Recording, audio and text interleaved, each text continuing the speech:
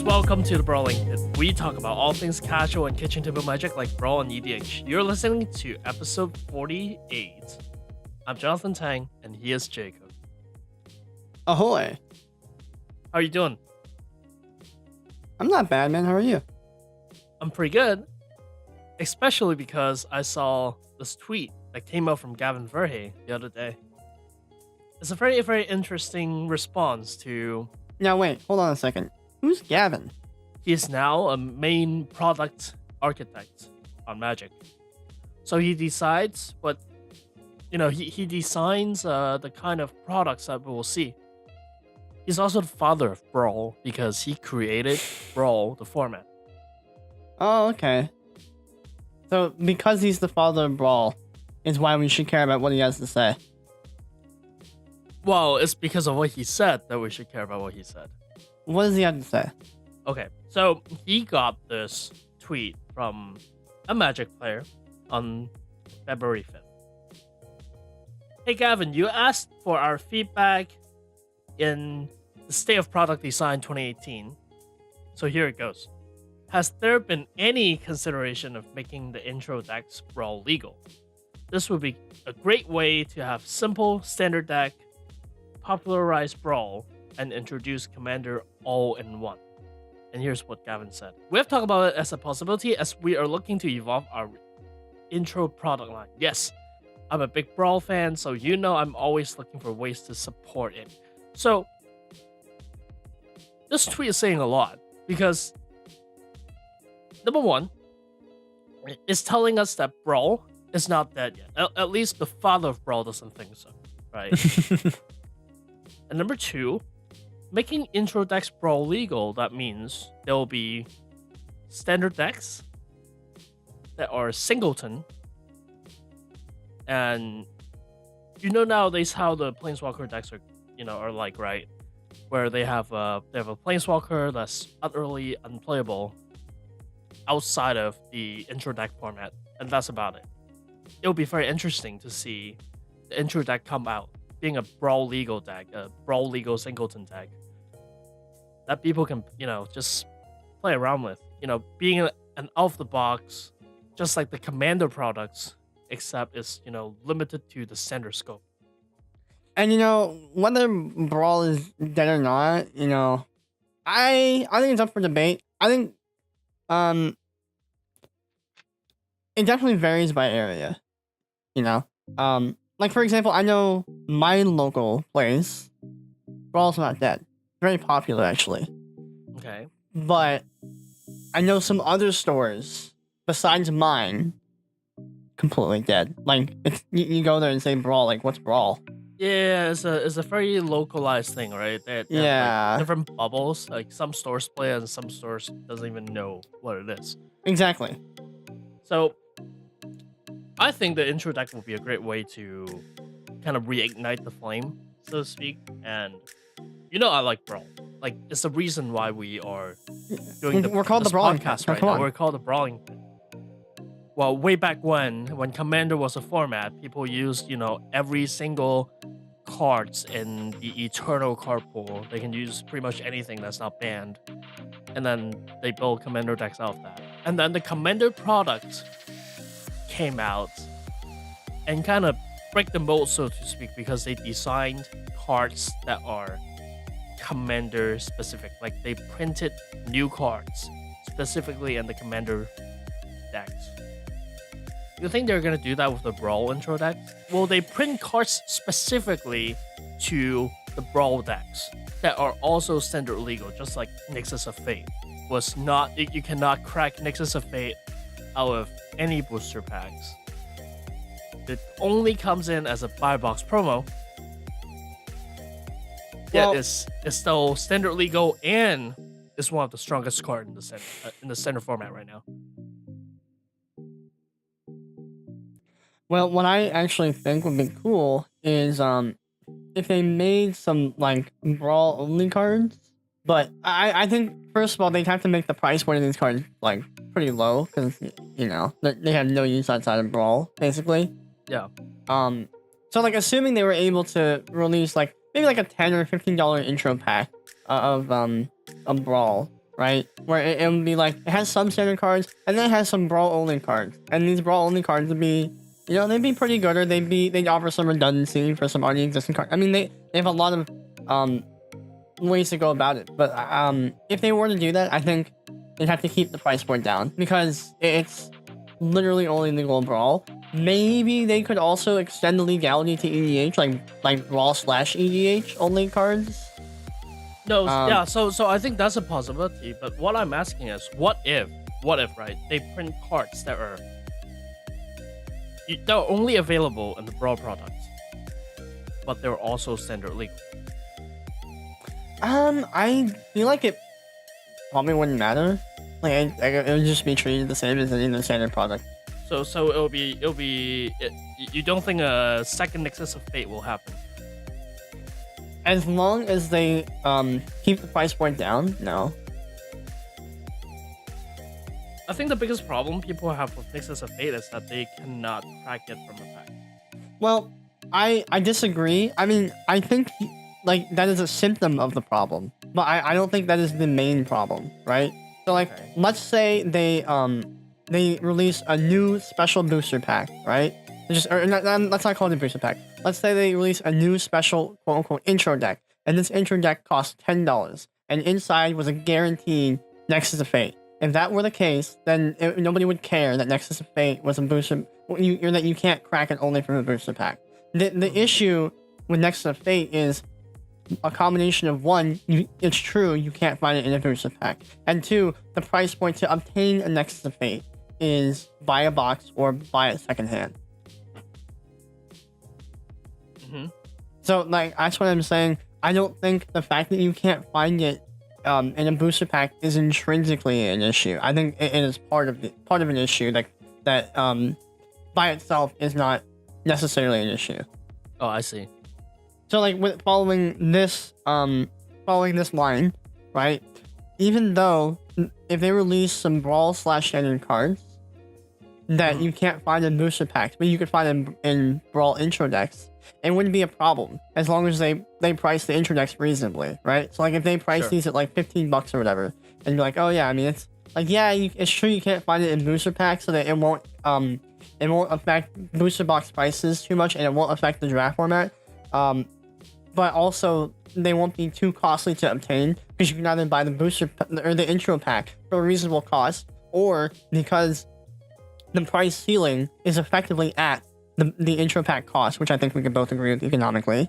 The secondhand price of it won't be as much, or at most will be that much. Okay, so like $15-20 for a deck, a 60-card singleton deck with a playable/unplayable commander.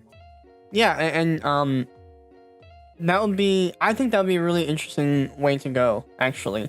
And I think if they were to release that type of product, as long as it was priced reasonably, I think it would be fine. And I think it would really reignite the Brawl scene, like just on a bigger scale, with new cards that aren't just like standard cards, and you can offer like different sets of mechanics, which I think Brawl desperately needs at this point. Oh, it definitely does. And I think another thing that if they actually make this product, if they make Brawl intro decks, and if they have unique commanders that are not available in booster packs, a lot of commander players will actually purchase this product because, well, they're making a commander that you cannot find in standard packs. Yeah. It's basically making a product for 3 different formats at the same time. You realize that we're handing Wizards like a good idea for them to print more money. Perfect. As long as they sponsor us down the line and give us some products to give away or whatnot, I'm okay with that. We don't condone shilling, and we're definitely not sellouts. Oh my god. Sponsor us on Patreon too. Buy our t-shirts. Even though we don't have any of those things yet. Yeah, we don't have any t-shirts. We should though. We should. We haven't done that gag for so long. We haven't. So I think it was a good time to bring it out. Perfect. But I think we should. What do you guys think about Brawling Pit t-shirts? Let us know. Let us know. And going back to the topic, I think another good opportunity that Wizards has in printing this product is to introduce color combinations that are not possible in standard.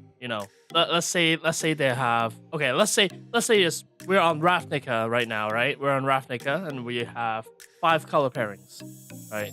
It's impossible for them to introduce a 3 color commander in the set in the standard booster packs. But maybe thematically they can, for example, like fit Nicol Bolas. They can have a Nicol Bolas Brawl deck. Because Nicol Bolas is invading Ravnica, right? And Nicol Bolas is Grixis. So maybe it'll be possible for them to be able to fill the gap that we have been experiencing in the past. Oh, I really, really want to play Bands, but the only available Bands commander is Chromium, and my idea doesn't really mesh with the Chromium mechanic, right? So I'm just playing Chromium for the colors. Now they have an opportunity to fill that gap. Yeah, and one color trio that I'd love to see, nudge, is Junk. Oh, I love that color trio. It's such a good color trio. There's Valfictus and Darigus. Yeah, but Darigus is Jun. I want Junk. Oh, Junk. That's Absand. Jesus Christ. Yeah. That's Absand. No, I love the Junk colors. They're really good. Yeah. But I feel like the Junk colors might have been too powerful with our recent rotation of Brawl before obviously before this last rotation with Brandon coming in.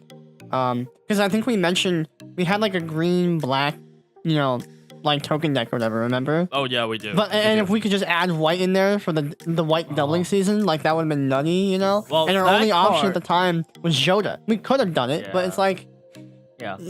I mean, the white doubling season is kind of out of the picture now because that's been rotated out. But right, exactly. We really wanted to build that deck. Right. At the time, it might have been a little too nutty, but now that that combination doesn't exist in standard anymore, maybe they could print a good Junk commander. Yeah, like I just want to play with some of these other color combinations in the Brawl format. Without having to play 5 color, yeah. Without having to play 5 color.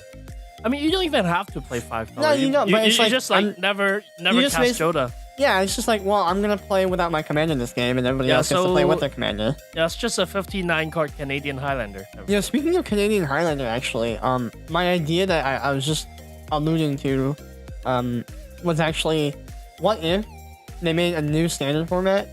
It's 60 cards, exactly like Brawl, but there's just no commander. You mean much like the Magic Arena singleton format? Yes, exactly. I think that'd be really cool. Yeah, they're already doing it on Arena. There's no paper support so far, but looking at the current trend, things having no paper support kind of it's just a thing nowadays. On that note, did you see that they renamed the Twitter thing? They did. They renamed it to Magic Esports. Yeah. Rest in pepperoni. Yeah.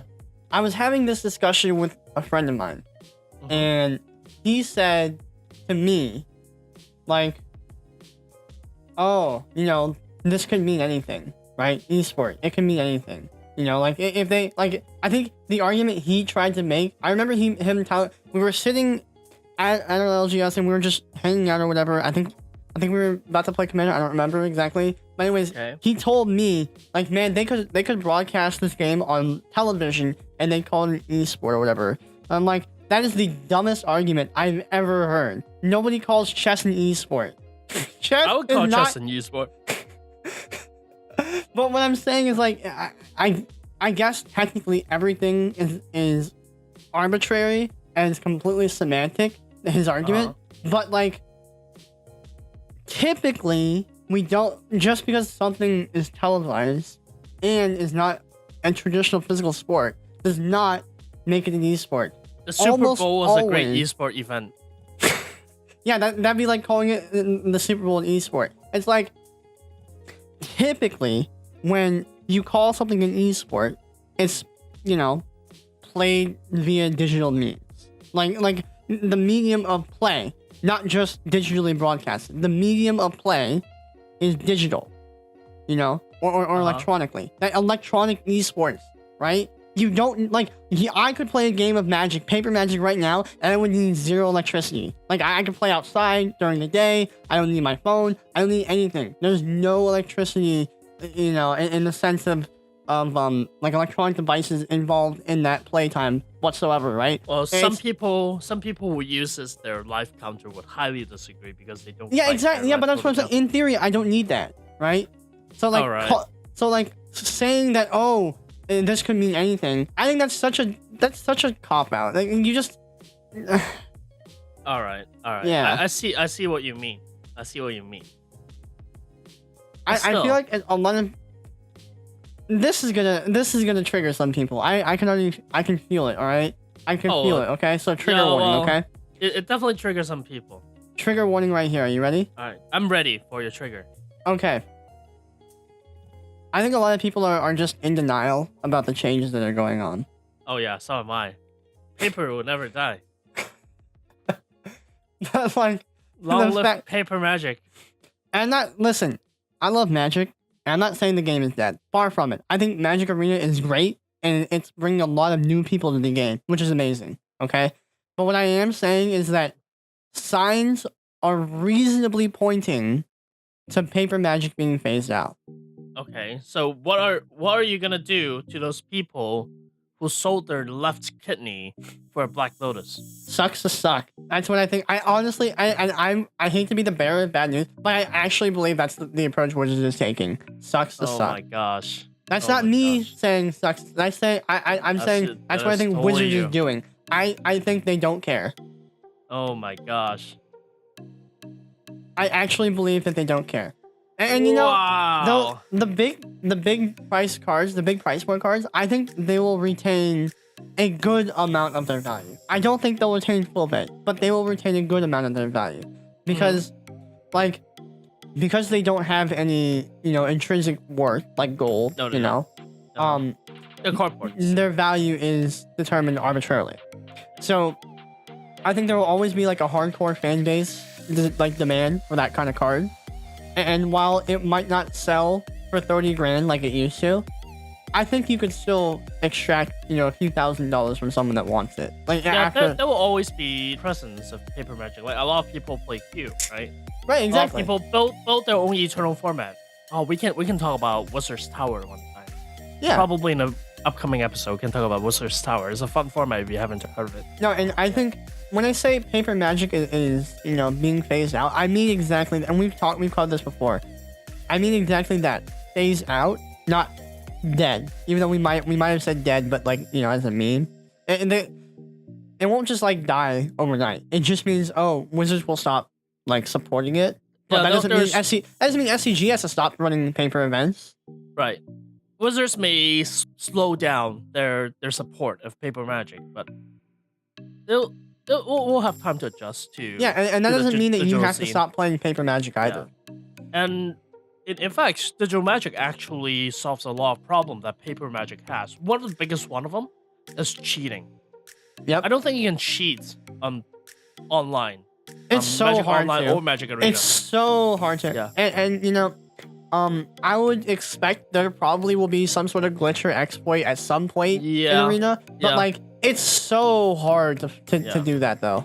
I take it back. It's hard to cheat on Magic Arena. Because on Magic Online, it's probably super easy. All you need to do is I'm pretty sure it's pretty easy to hack because it was developed in Windows 98. Yeah. But Magic Online Magic Arena is gonna be very, very difficult for you to hack. And so Magic Arena, there's so many more things you can do with digital too. They just had remember that format a month or two ago where you could pay mana and get a random creature of a certain Momia Basic. You can't do that on Basic. paper.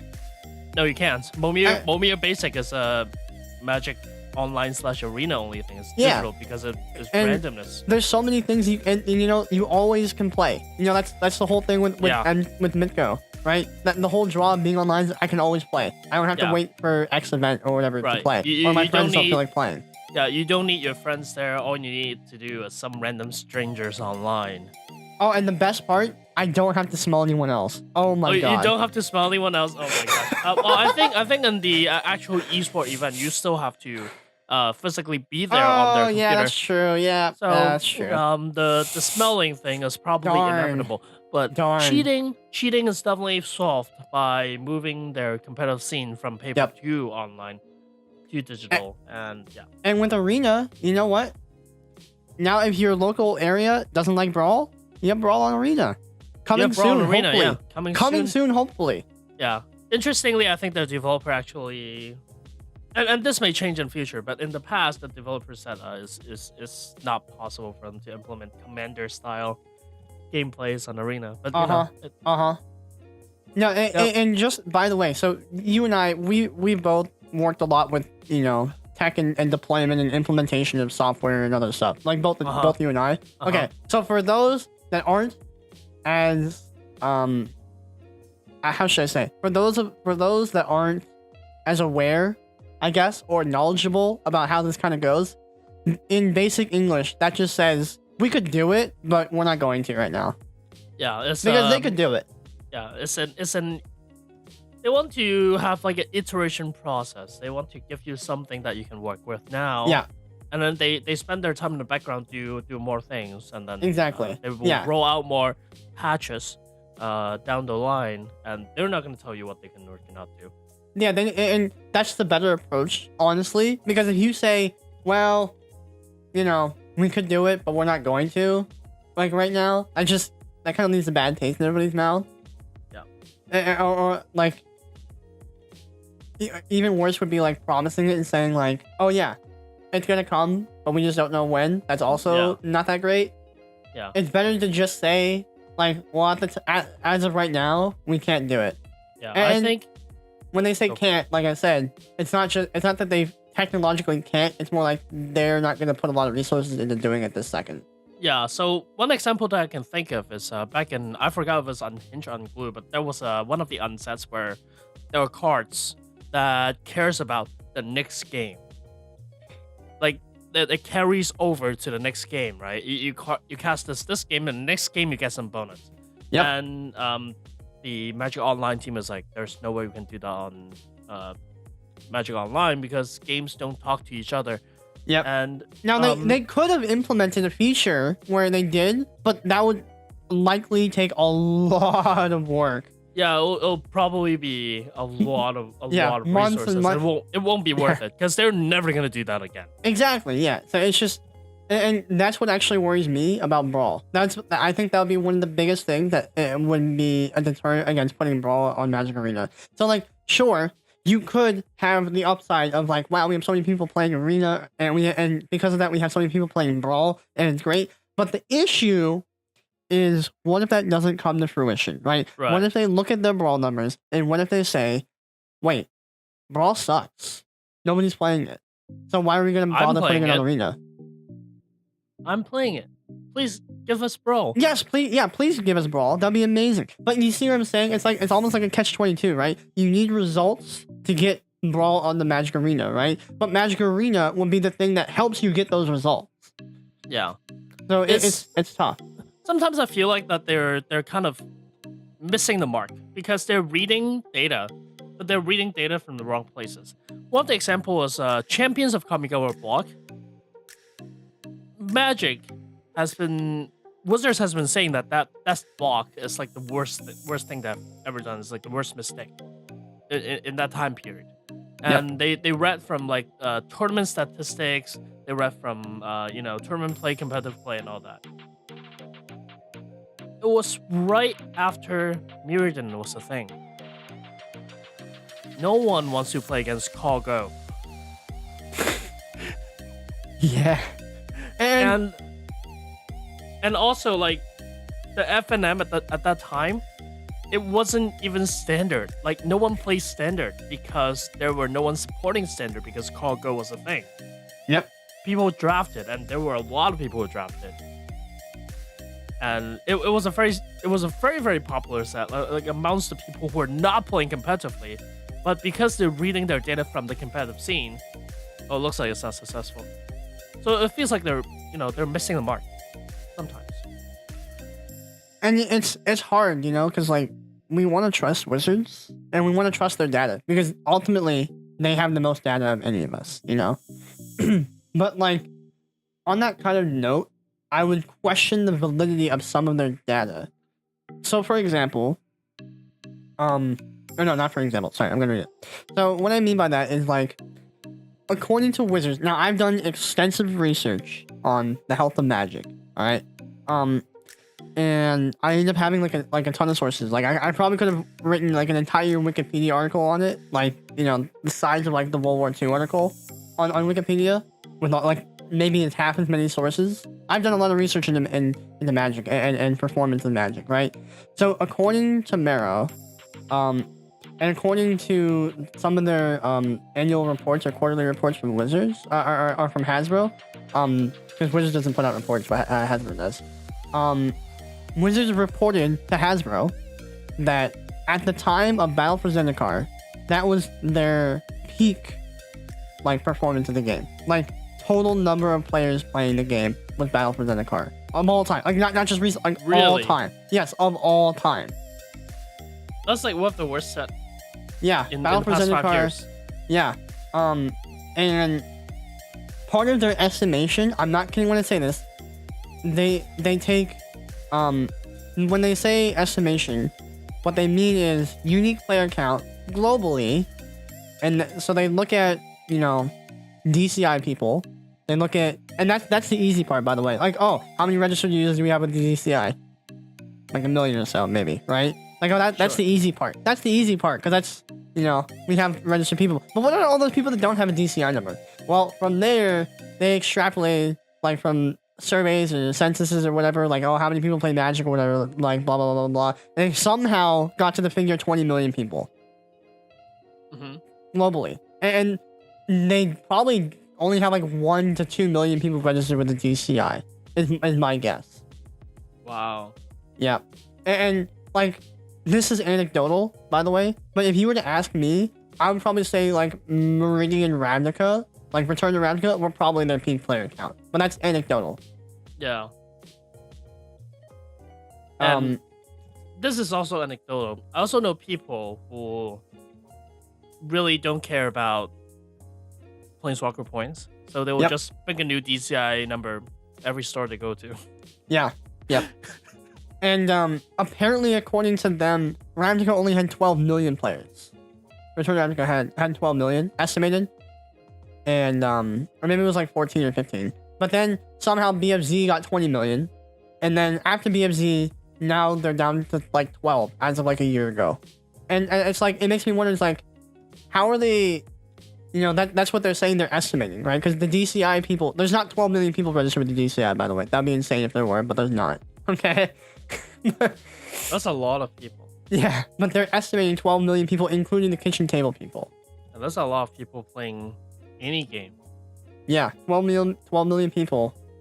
And that play, and the way they define like player is like, do you play more than once a week or more?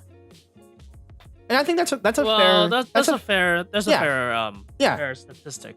Like, do you play the game more, like once a week or more? Yeah, so approximately 12 million people globally play the game at least once a week or more. I think that's pretty fair. Like, if you compare that to like chess, if we were to have that same definition, do you play a game once a week or more? Like, if we look at chess, this surprised me, by the way. Chess has like 300 million people globally that just play once a week or more. Sure. That surprised me. I know people who play chess like a move every couple of months. They'll move a piece, and then that will get sent to some server, and then some other guy will get to see, oh, okay, you made this move, and then they have time to think about the move. Yep. Correspondence chess is a wonderful thing. You used to play by mail. Yeah, used to play by mail. That was the thing. No, it was. That was the thing. And the way that the nice thing with chess is like, it's simple enough, but it's also very complex. But it's like there are only so many moves you can make, and I'm not saying that in a way to diminish it, because like mathematically there's what, like 13 trillion something moves that you can make, like combinations, quite right? a lot. Yeah. but like there was like very defined moves. It's a better word to say. Like each square and each piece, so there wasn't like Yeah. wiggle room. So like you could play on the phone. Like okay, I'm gonna make like E4, okay, E5. Like so like you can move for your friends. So you have 2 chessboards across the country, right? But like it's tough. It's tougher to do that like with Magic. You almost need like the visual. Yeah. But anyways, what do you think about having Brawl as the quote-unquote leading format of the upcoming intro decks? And what do you think about the transition from paper to digital for competitive Magic? Let us know on our social media. You can find us on Facebook, YouTube, and Twitter at Brawling Pit. You can find us on Reddit at r/Brawling Pit. Email us at brawlingpitmtg@gmail.com, or you can visit our official website, brawlingpit.com. As always, I've been Johnathan, and he is Jacob. Thanks for listening. See you guys next week.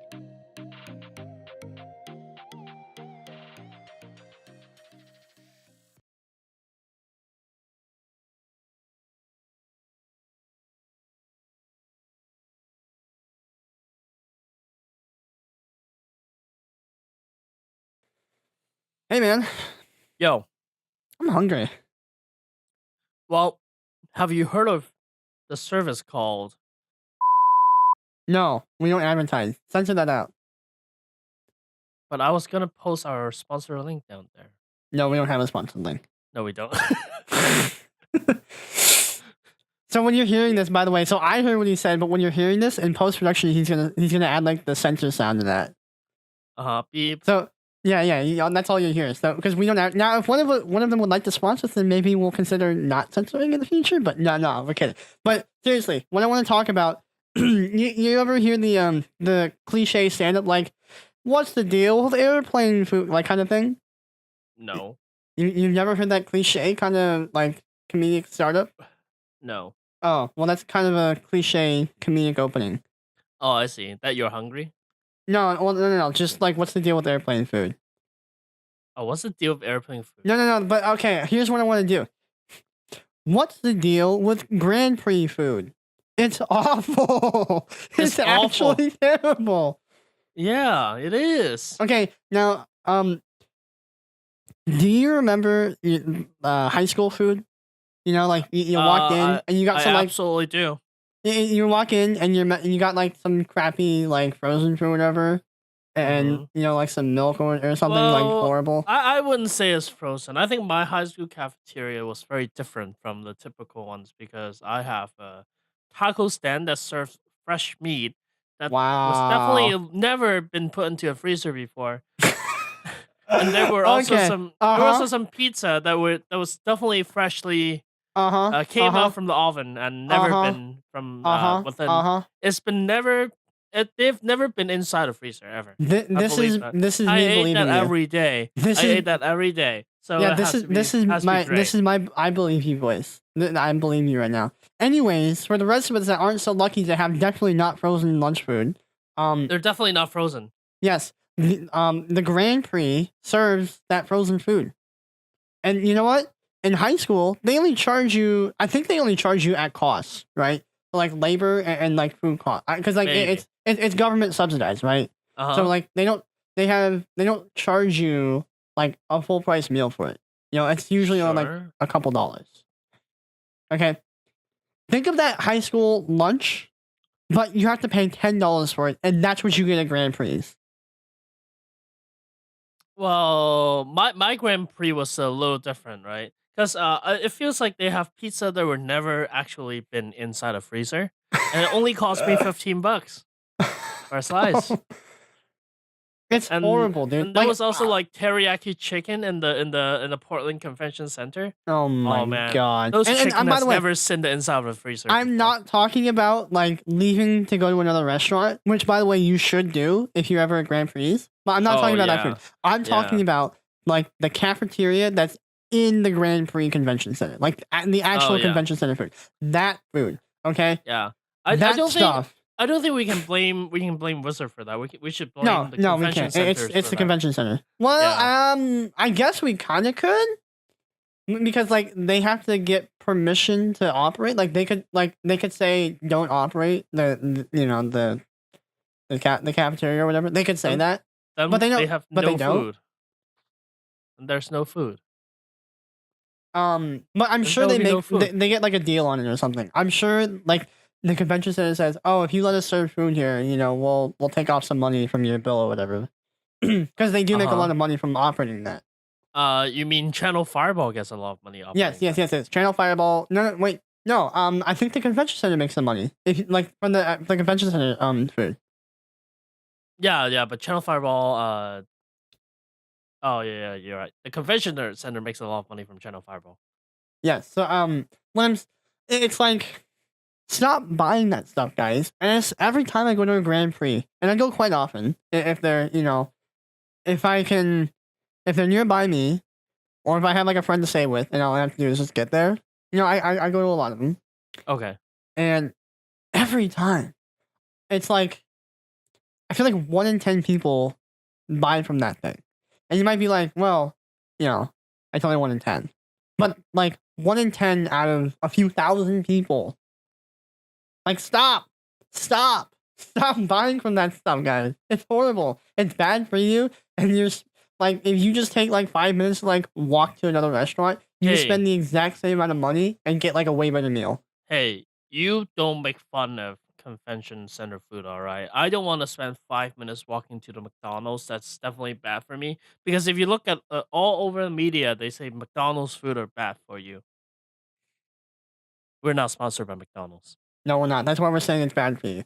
So the other thing, don't just take it from me though. I read an article by one of those pros. I don't remember his name, but if you look up the details, which I'm about to tell you, you'll find it. One of his articles, he says, "I always have to get the convention center pretzel. It's so bad."